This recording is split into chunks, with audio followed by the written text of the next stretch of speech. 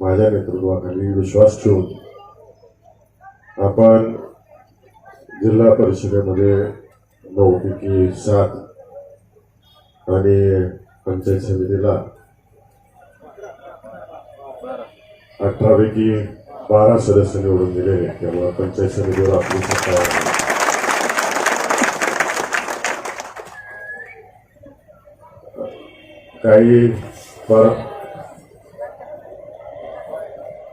काही पराभव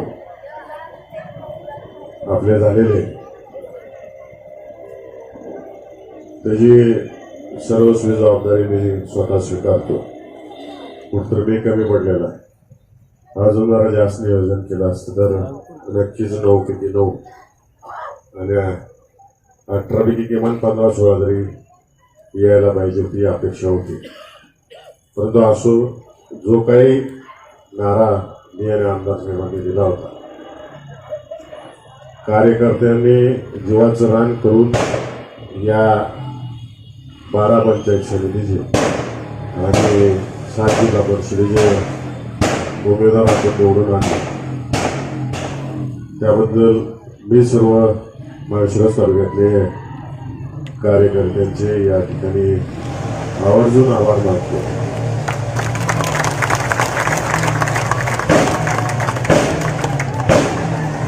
आणि हा विजय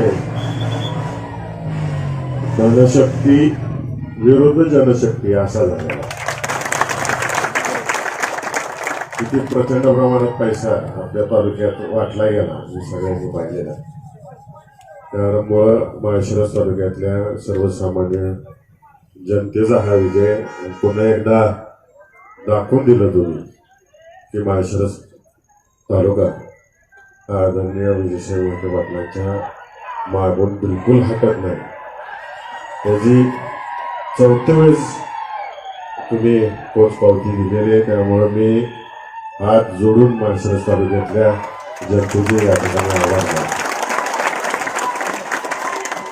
आणि आपण बिलकुल खचून जायचं नाही. जेवढे पराभव जरी झाले अजून जोमाने कामाला लागायचं आणि जोरात काम करायचं.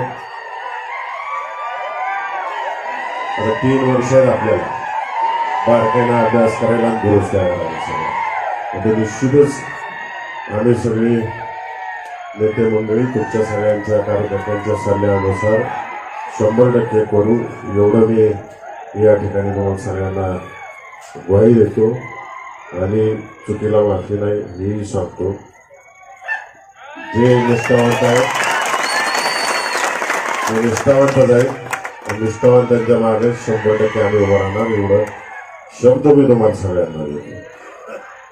पुन्हा एकदा सर्व जनतेचे या ठिकाणी आभार मानतो आणि आपल्या सर्वांची रजा घेतो.